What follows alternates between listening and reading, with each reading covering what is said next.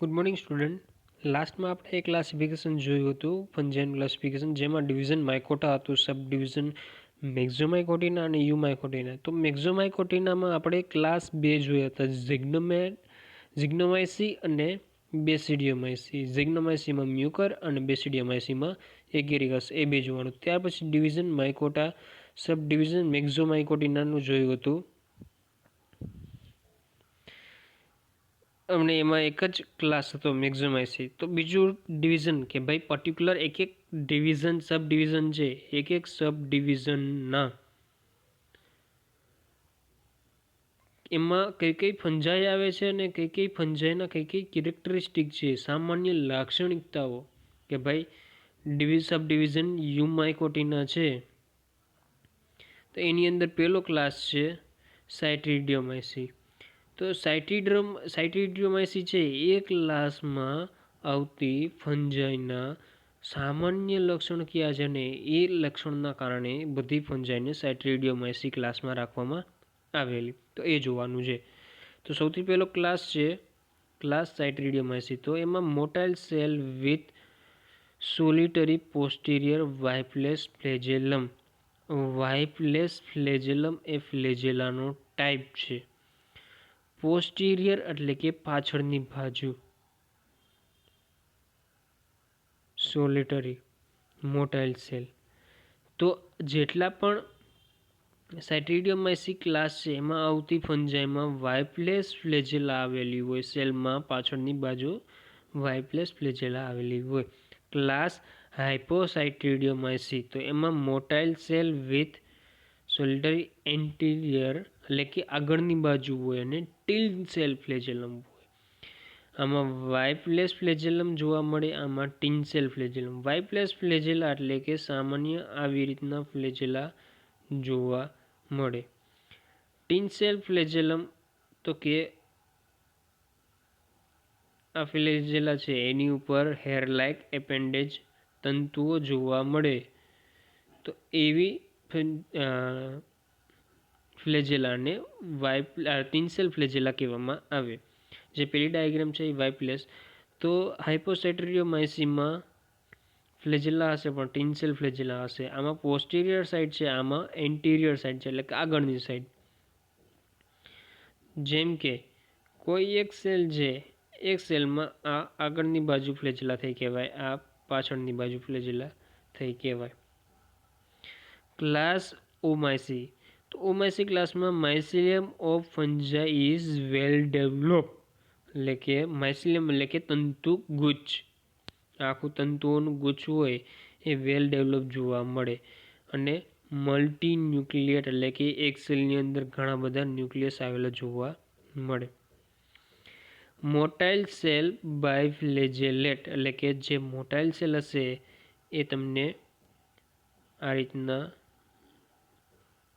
બે ફ્લેજેલા ધરાવતો જોવા મળે.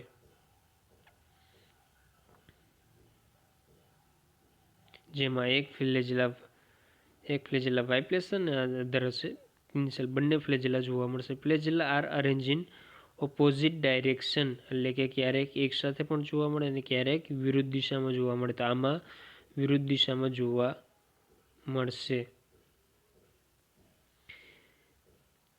પછી ચોથો ક્લાસ છે ક્લાસ પ્લાઝ્મોડિયોફોરોમાઇસી. પ્લાઝ્મોડિયોફોરોમાઇસી ક્લાસમાં દે આર પેરાસાઇટિક એટલે કે પરોપજીવી, એટલે કે બીજા ઉપર આપણે ઉપર જોયું તો ફૂડના આધારે, મોડ ઓફ ન્યુટ્રિશનના આધારે પ્રકાર પડ્યા હતા. તો એમાં પેરાસાઇટિક એટલે કે બીજા ઉપર આધાર રાખે એવા. સેલ વોલ ઇઝ લેકિંગ એટલે કે સેલ વોલનો અભાવ હોય. Multinucleate thallus remain inside the host tissue. Host tissue એટલે કે જે પણ પેશી ઉપર રહે છે એ પેશી, જેમ કે કોઈ પણ એનિમલ ટિશ્યુ એટલે કે પ્રાણી પેશી અથવા તો કોઈ પણ પ્લાન્ટ ટિશ્યુ એટલે કે વનસ્પતિ પેશી, એના ઉપર રહેતા હોય ફંજાઈ, તો એની અંદર પેનિટ્રેટ થઈ ગયેલી હોય એટલે કે એની અંદરની સાઈડ રહેતા હોય. It possesses the motile cell with two unequal anterior tinsel flagellum, એટલે કે બંને આ રીતના બંને આગળની સાઈડ અને ટિન્સેલ ફ્લેજેલમ અને ટુ અનઇક્વલ એટલે કે બે અસરખા કદની ફ્લેજેલા જોવા મળશે. પાંચમો class zygomycetes. They are parasitic or saprophytic fungi. Saprophytic અથવા તો પેરાસાઇટિક બંને પ્રકારની જોવા મળશે. Mycelium of fungi is well develop and multinuclear. Mycelium છે એ વધારે ડેવલપ થયેલું જોવા મળશે અને મલ્ટીન્યુક્લિયર જોવા મળશે. ઓમાં આપણે જોઈએ તો પ્લાઝ્મોફોરોફાઇસી, ઓમાઇસી અને પ્લાઝ્મોફોરોફાઇસી બંનેમાં વેલ ડેવલપ માઇસિલિયમ સ્ટ્રક્ચર જોવા મળે. મોટાઇલ સ્ટ્રક્ચર ઇઝ એબસન્ટ. આમાં મોટાઇલ સ્ટ્રક્ચર જોવા જ નથી મળતું ઝાયગોમાયસીમાં. ક્લાસ ટ્રાઇકોમાયસી. ટ્રાઇકોમાયસી ક્લાસમાં થેલસ ઇઝ સિમ્પલ ઓર બ્રાન્ચડ જોવા મળશે. મલ્ટીન્યુક્લિયર જોવા મળશે. પેરાસાઇટિક ઓન આર્થ્રોપોડ્સ, એટલે કે આમાં પણ પેરાસાઇટિક ફંજાઈ જોવા મળશે. Most of ફંજાઈ R parasitic or સેપ્રોફાઇટિક, એટલે કે એ હંમેશા બીજા ઉપર જ આધાર રાખે પોતાના ફૂડ માટે. હરિતકણ એટલે કે ક્લોરોપ્લાસ્ટ આવેલું ન હોવાથી એ ફૂડ માટે બીજા ઉપર આધાર રાખશે. એટલા માટે થઈ એ કાં તો એ સેપ્રોફાઇટિક હોય અથવા તો કાં તો એ પેરાસાઇટિક હોય. અને અમુક ફંજાઈ એ છે મ્યુચ્યુઅલ બેનિફિટમાં રહેતી હોવાથી, અમુક ફંજાઈ એ મ્યુચ્યુઅલ બેનિફિટમાં રહેતી હોય છે, જેને સિમ્બાયોન્ટ્સ પણ કહેવામાં આવે. સિમ્બાયોસિસ, સહભાગી જીવન. ક્લાસ એસ્કોમાયસી. They possess septate હાઇફા. સેપ્ટેટ હાઇફા એટલે કે સેપ્ટમ હાજર હોવું. સેપ્ટમ કોને કહેવાય? ધારો કે આ એક તંતુ છે જેને ઇંગ્લિશમાં હાઇફા કહેવાય. તો એ હાઇફામાં વચ્ચે વચ્ચે સેપ્ટમ એટલે કે એક પડદા જેવી રચના આ છે એને સેપ્ટમ કહેવામાં આવે.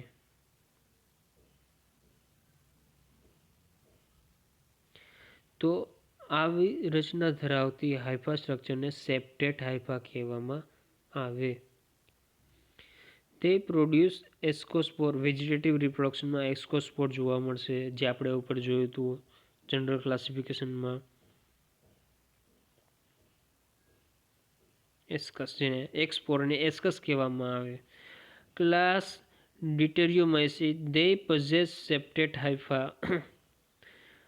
They reproduce only asexual spore. આમાં સેક્સ્યુઅલ રિપ્રોડક્શન જોવા મળશે, એબસન્ટ હશે, જોવા મળશે નહીં.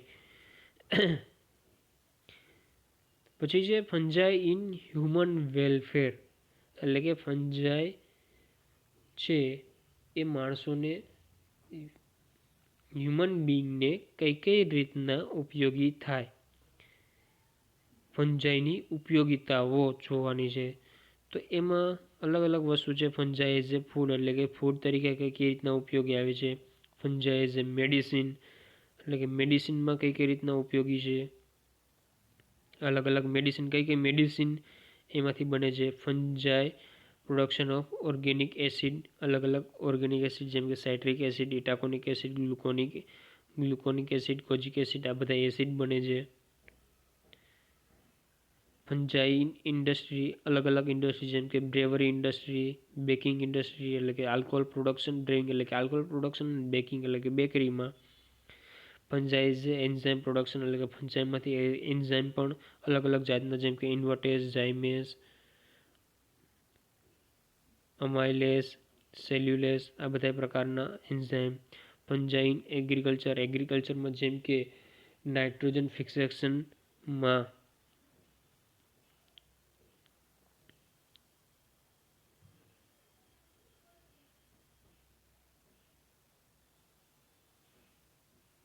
માઇકોરાઇઝા, નાઇટ્રોજન ફિક્સેશનમાં એગ્રીગેશન એન્ડ સોઇલ ફર્ટિલિટી, એટલે કે જમીનને ભેગી કરી અને જમીનનું બંધારણ સુધારવું.